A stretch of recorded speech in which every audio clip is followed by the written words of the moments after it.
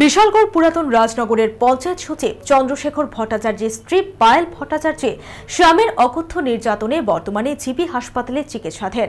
স্বামী চন্দ্রশেখর ভট্টাচার্যের সাথে শাশুড়ি প্রতিমা ভট্টাচার্য ও ননদ মণিদীপা ভট্টাচার্যের বিরুদ্ধে মানসিক নির্যাতনের অভিযোগ করেন নির্যাতিতা পায়েল ভট্টাচার্য। আগরতলা ৫ রামনগরের পায়েল ভট্টাচার্যের ১৩ বছর আগে বিয়ে হয়েছিল মোহনপুর তারানগরের বাসিন্দা চন্দ্রশেখর ভট্টাচার্যের সাথে। বিয়ের পর থেকেই স্বামী চন্দ্রশেখর ভট্টাচার্য এবং তার মা প্রতিমা ভট্টাচার্য ও এক বোন মণিদীপা ভট্টাচার্য মিলে পায়েল ভট্টাচার্যের ওপর মানসিক ও শারীরিক নির্যাতন চালিয়ে আসছেন।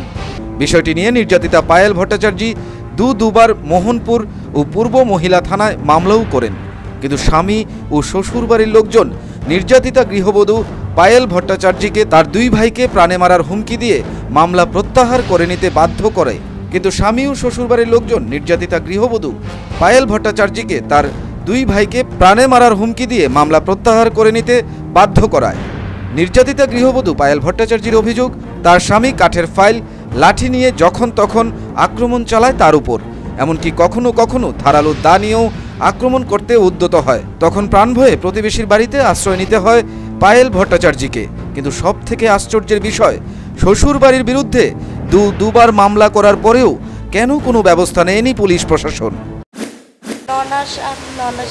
মানে শাশুড়ি সন্ধ্যায় ও হয়তো এর বাড়ির থেকে যখনই আয়ে তখনই আয়ে সেটা মানে মানধর করে, দাও লুয়ে এলায় ই লুয়ে এলায় সে লুয়ে এলায় লাতি লুয়ে আইয়ে মানে নানান রকম কথাবার্তি তো কয় আর পিঠা পোড়া তো আছে।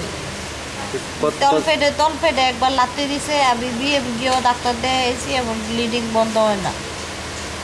থানাতে মামলা করছেন আপনার স্বামীর বিরুদ্ধে? হ্যাঁ, থানাতে মামলা করছি। হে আবার জোর করে নিয়ে আসে না, হের বন্ধু আছিল মণি মনোহর দেবনাথ, তাইনে পুলিশের ডিপার্টমেন্টে চাকরি করে, তারা আমার জোর করে নিয়ে আসে না। কেস উঠানোর চেষ্টা করছে, কেস উঠাইও ওলাইছি, কিন্তু ২৮ তারিখের কেসটা রয়ে গেছে।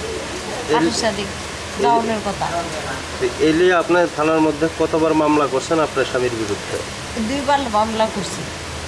পুলিশের থেকে কোনো সদুত্তর পাইছেন? না, পাইছি না, কিন্তু এইবার যে করছি হয়তো পাইতে পারি।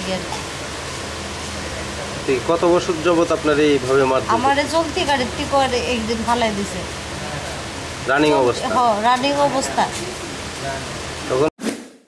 দুবার মামলা করে কাজের কাজ কিছুই হয়নি।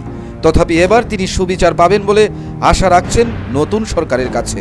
Bureau report, news vanguard.